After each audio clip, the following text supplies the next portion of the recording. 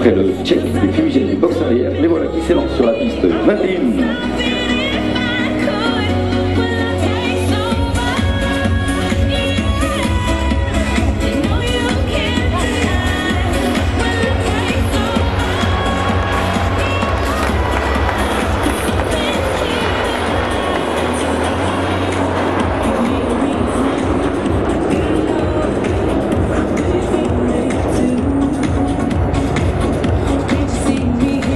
C'est parti pour une dizaine de minutes intenses. C'est le ruban qui tient son nom des traînées laissées dans le ciel par les fumigènes des 8 Alpha Jet qui évoluent en formation serrée. Ils ont formé le diamant et dans le virage droit, ils passeront en formation canard pour vous présenter la série Autant 2011.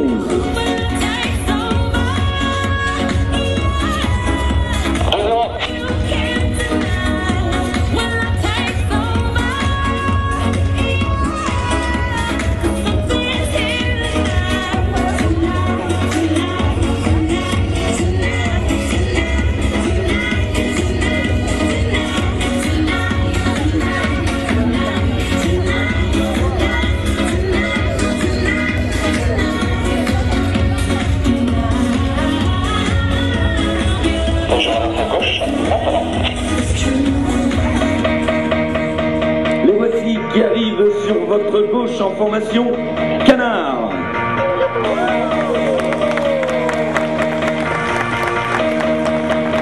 Du bleu, du blanc, du rouge, mesdames, mesdemoiselles, messieurs, la patrouille de France 2011.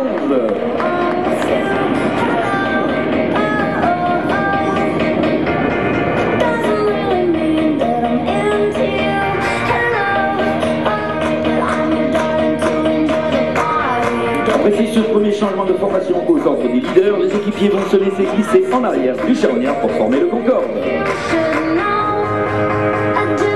C'est le commandant Cédric Franchon qui commence la patrouille de France cette année, originaire de Digne, Haute-Provence.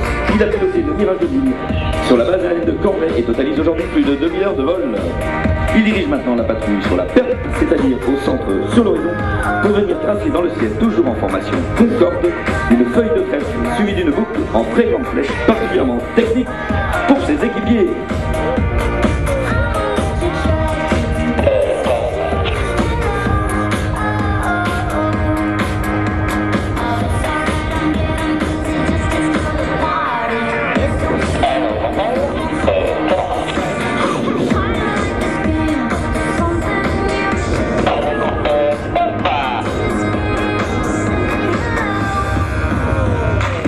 Observez bien les deux solos qui n'ont que quelques secondes pour changer de position et se placer de la part des d'autres de la formation en très grande flèche.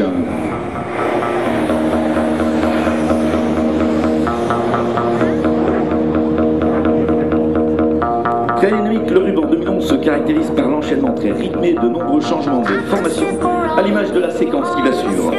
30 ans que l'Alpha Jet équipe la patrouille de France, mais toujours la même émotion dans le ciel.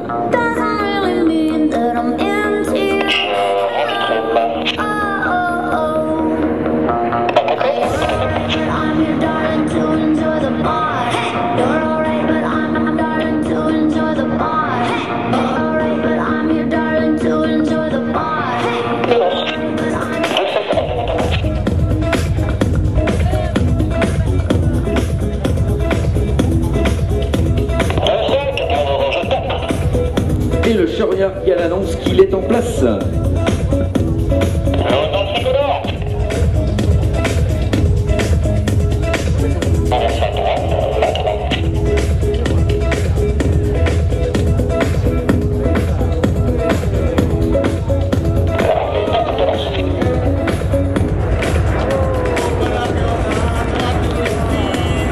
Cadence, cela veut dire qu'il doit serrer son virage. Cette annonce va permettre à ses équipiers d'anticiper la manœuvre et de maintenir ainsi une position et une formation parfaite. Encore une séquence très rythmée avec ce TTTG, tourne droite, tourne gauche, beaucoup de dynamisme et de difficultés techniques pour cette combinaison enchaînant successivement la boucle, le tourne et le renverse. Dans quelques instants, le charognard, eh bien c'est le commandant Gauthier de Wass, originaire d'Amiens. Il est lui aussi passé par la base de Cambrai sur Mirage 2000 avant de rejoindre l'état-major de l'armée de terre, puis la patrouille de France. Mais pour apprécier l'intensité du spectacle qui va suivre, observez bien maintenant justement l'avion du charognard qui ferme ce losange. Dans la remontée boucle face à vous, il va se faufiler entre ses équipiers tandis que les extérieurs vont se laisser reculer pour former le canard.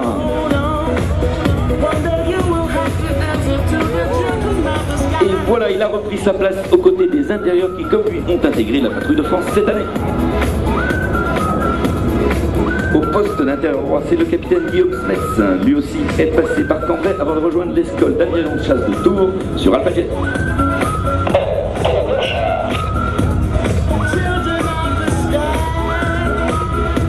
Magnifique TD-TG aux ordres du leader. Mesdames, mesdemoiselles, messieurs, la patrouille 2011 vous salue, pardon.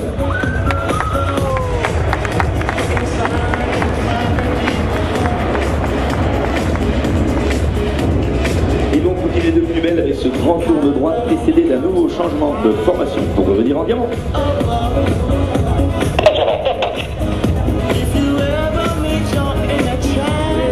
Juste à gauche du leader, c'est le capitaine Philippe Castagnier, originaire d'Angoulême. Il était instructeur sur Mirage F1 sur la base de Colmar, et instructeur lui aussi sur Alpha Jet à Tours.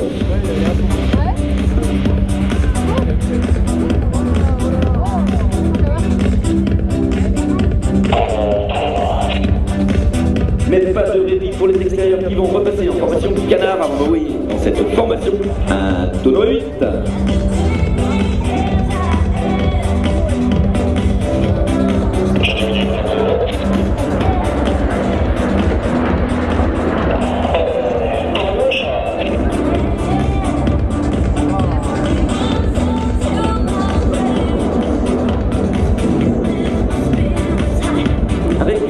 Petite palette placée derrière le manche, et bien les pilotes sélectionnent la fumée blanche ou la fumée couleur, comme va bientôt l'indiquer le leader.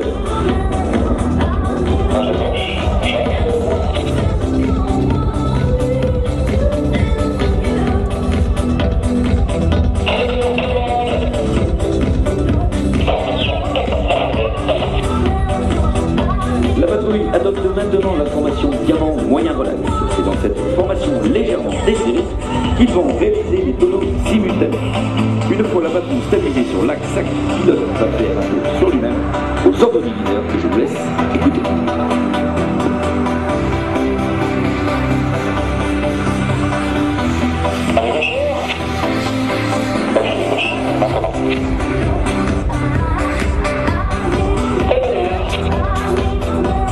Admirez le travail.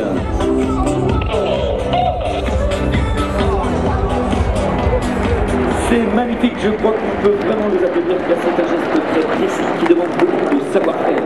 Mais observez maintenant avec quelle rapidité il se resserre pour reformer le diamant. C'est une phase très technique en particulier pour en garantir la simultanéité et la symétrie.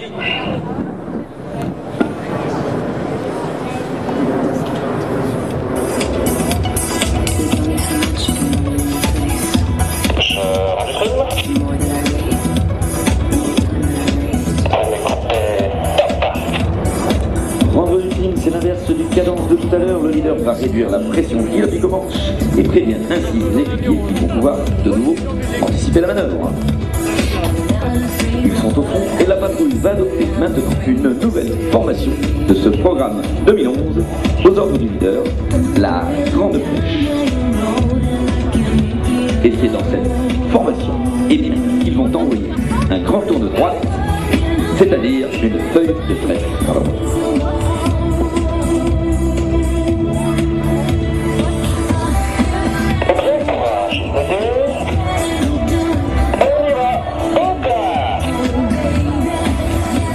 Et toujours avec beaucoup de dynamisme inversé, observez bien les soloparents qui vont reprendre leur place en diamant. C'est Sylvain Pillet, le leader solo, et Antoine Hauser, le second solo. Écoutez avec quelle sérénité le leader conduit sa patrouille dans ce grand tourne.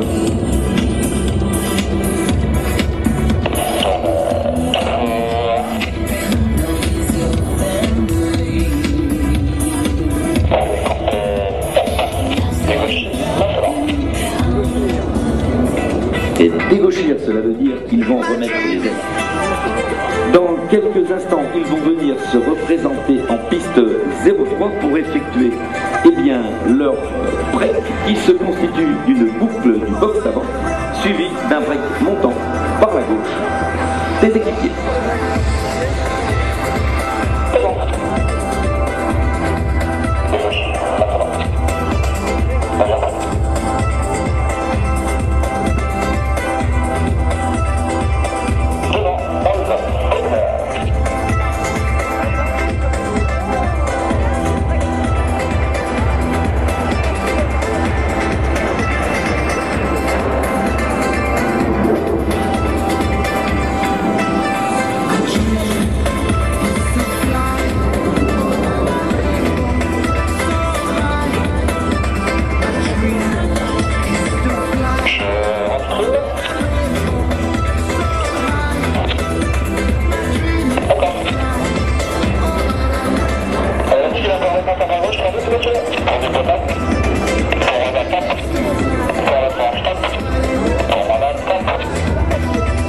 Et bien voilà où que vous pouvez, car c'est vraiment un soutien très important pour la recherche. La Patrouille de France vous en remercie d'avance, vraiment. Voilà, si vous souhaitez suivre l'actualité de la Patrouille de France, n'hésitez pas à venir consulter son site internet, patrouilledefrance.net, celui de ces. Rien que ça est en train de ramener le CIFAR tranquillement à une vitesse qui est extrêmement faible. C'est vrai que ces avions avaient une aile d'une surface tellement grande qu'ils volaient finalement très bien lentement. Et elle nous le peint sur la piste, joliment et doucement.